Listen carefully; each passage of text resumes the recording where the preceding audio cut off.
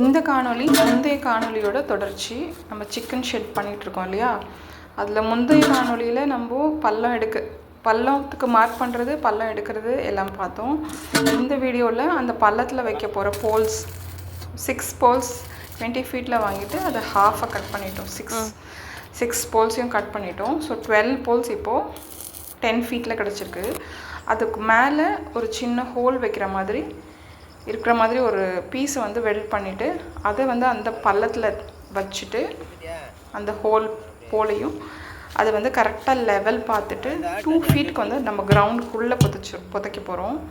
அந்த புதைக்கிறது வந்து நம்ம சிமெண்ட்டு, மணல், பின்னாடி மணல் இருக்கு இல்லையா, அந்த மணல் கலவையை கலந்துட்டு கரெக்டாக லெவல் பார்த்துட்டு 2 ஃபீட் உள்ளே வச்சுட்டு 8 ஃபீட்டு மேலே ஹைட் வச்சுட்டு இப்போது அதை இந்த கலவையை போட்டுட்டு நம்ம என்ன பண்ணுவோம்னா ஃபுல்லாக தண்ணி ஊற்றி ஃபுல்லாக செட் பண்ணிவிடுவோம். எல்லா போல்ஸும் செட் பண்ணிட்டோம் முந்தின நாள். இப்போ இன்றைக்கி வந்து என்ன பண்ணுறோம், போல்ஸ் எல்லாம் நல்லா கரெக்டாக ஃபிக்ஸ் ஆகிருக்கா, நல்லா ஸ்ட்ராங்காக இருக்கா அப்படின்னு ஒரு வாட்டி எல்லாமே செக் பண்ணிட்டோம். ஸோ எல்லாமே நல்லா ஸ்ட்ராங்காக டைட்டாக பிடிச்சிருந்தது. அதுக்கு மேலே இப்போ என்ன பண்ண போகிறோம், ஃப்ரேம் எல்லாம் செட் பண்ண போகிறோம். ஸோ அதுக்கான ராட்ஸ் எல்லாம் திரும்ப நம்ம அங்கேருந்து இங்கே தூக்கிட்டு வரோம். அவர் வந்து அந்த ஃப்ரேம்க்கான வேலையை பார்த்துட்ருக்காரு வெல்டர்.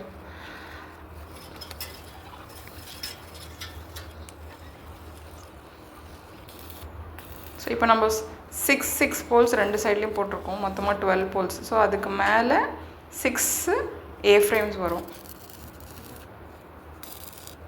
ஃப்ரேம்க்கு மேலே 50 ஃபீட் ராட்ஸ் போடுவோம் ஷீட் போடுறதுக்காக. ஸோ நம்ம பேனல் ஷீட் தான் போட போகிறோம். போன காணொலியில் பார்த்துருந்தீங்கன்னா உங்களுக்கு தெரிஞ்சிருக்கும். ஸோ அங்கே மேலே இருக்க பாருங்கள், அந்த பேனல் ஷீட் தான் போட போகிறோம். இப்போ இந்த வெல்டிங் பண்ண இடத்துல மட்டும் நல்லா அந்த ரஃப் பேப்பர் வச்சு நல்லா தேய்ச்சிட்டு அதை நல்லா தொடச்சிட்டு,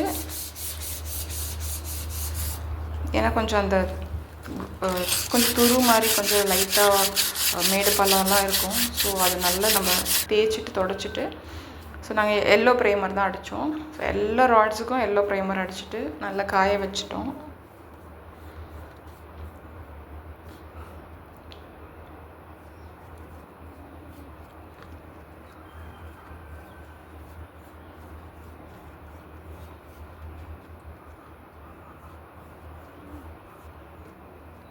இப்போ இந்த எல்லோ ப்ரைமர் அடித்ததுக்கு மேலே நம்ம வந்து எந்த நிறம் வேணால் பெயிண்ட் பண்ணிக்கலாம். ஸோ நாங்கள் யூஸ் பண்ணது வந்து க்ரீன் கலர். ஸோ ராட்ஸ் எல்லாமே க்ரீன் கலரில் பெயிண்ட் பண்ணிட்டோம்.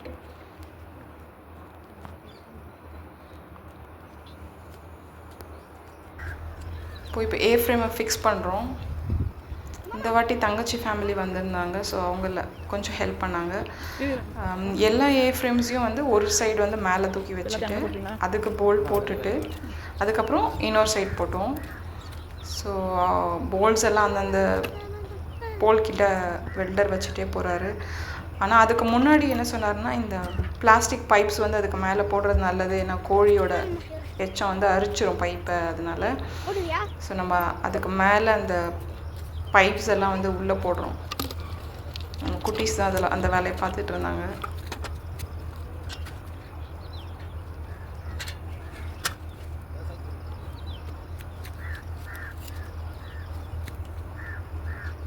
சொன்ன மாதிரி இவர் ஒரே ஆள் தான் இந்த எல்லா வேலையுமே செஞ்சார். நாங்கள் கூட உதவியாக இருந்தோம். நம்ம அடுத்த காணொலியில் இதை சுற்றி எப்படி செவுர் வச்சோம், அப்புறம் எப்படி இந்த ஜல்லி எல்லாம் பரப்பணும், அதெல்லாமும் நம்ம பார்க்கலாம். தரை போட்டது முன்னாடியே நான் ஒரு காணொலி போட்டுட்டேன், தரையை எப்படி சமம் பண்ண போட்டோன்னு. ஸோ பைப்பை உள்ளே போடுறாங்க. அவங்க அந்த சைடில் ஒரு சைடு வேலை நடந்துகிட்டே இருக்குது, இந்த சைடில் இவங்க போடுறாங்க.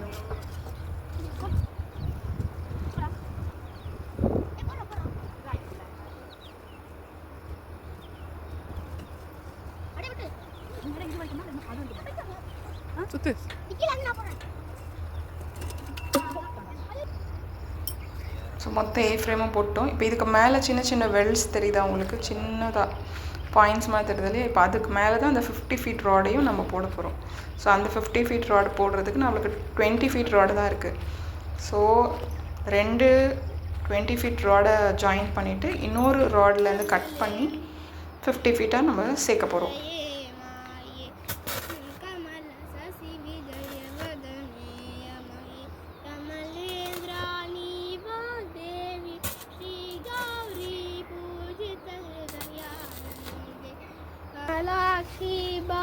நம்ம வெள்ளருக்கு கலப்பு தெரியாமல் இருக்கிறதுக்காக நம்ம குட்டி பாட்டு பாடுறாரு.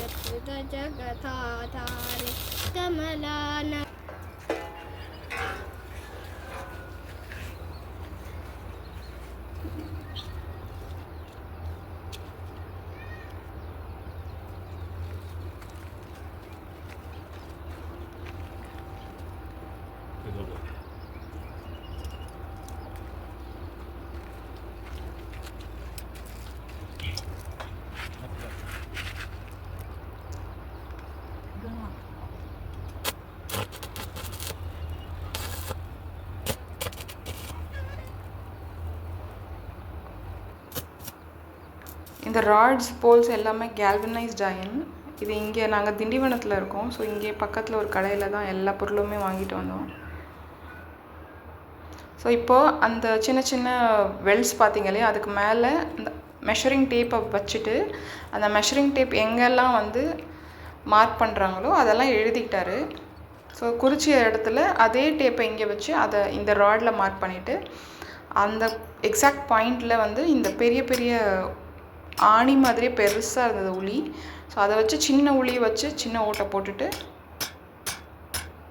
இதுக்கு மேலே பெரிய உளி வச்சு போல்ட் வந்து உள்ளே போகிற அளவுக்கு அந்த ஹோல்ஸ் போட்டாங்க.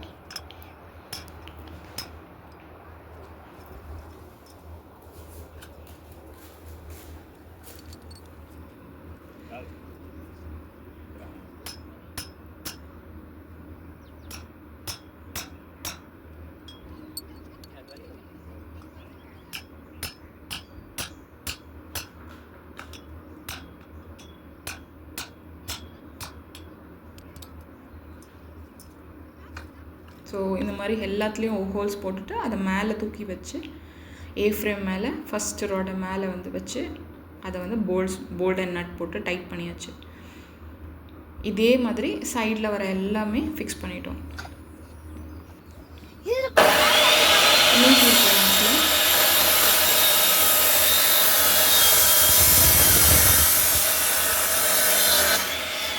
கதவு செய்யறதுக்காக ராட் கட் பண்ணுறோம்.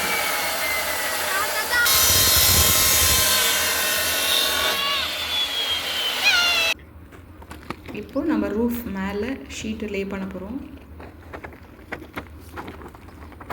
ஸோ டேப் வச்சு எவ்வளோ தூரம் வருதுன்னு மேலே ராடை அளந்துட்டு அதுலேருந்து ஒரு 1/2 ஃபீட் எக்ஸ்ட்ரா வச்சு இப்போ நம்ம ஷீட்டை வந்து கட் பண்ணிட்டோம். இப்போ இந்த ஷீட்டை மேலே ஏற்றி செல்ஃப் ஸ்க்ரூஸ் தான் போடுறோம். அதுலேயே நம்மளுக்கு வாஷர் இருக்கும். ஸோ நல்லா ஸ்க்ரூயிங் மிஷின் வச்சு டைட்டாக அமுக்குனாவே அந்த ஸ்க்ரூ போய் நல்லா டைட்டாக மாட்டிக்குவோம்.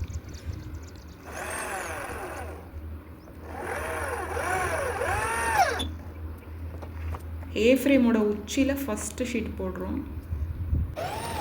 அப்படியே சைடில் ஒன்று ஒன்றா அப்படியே வளர்த்திக்கிட்டே வந்து கடைசி ஷீட் வரைக்கும் இந்த மாதிரி போட்டுட்டோம். இந்த காணொளி இங்கே முடியுது. அடுத்த காணொளியில் உங்களை சந்திக்கிற வரைக்கும் நன்றி, வணக்கம்.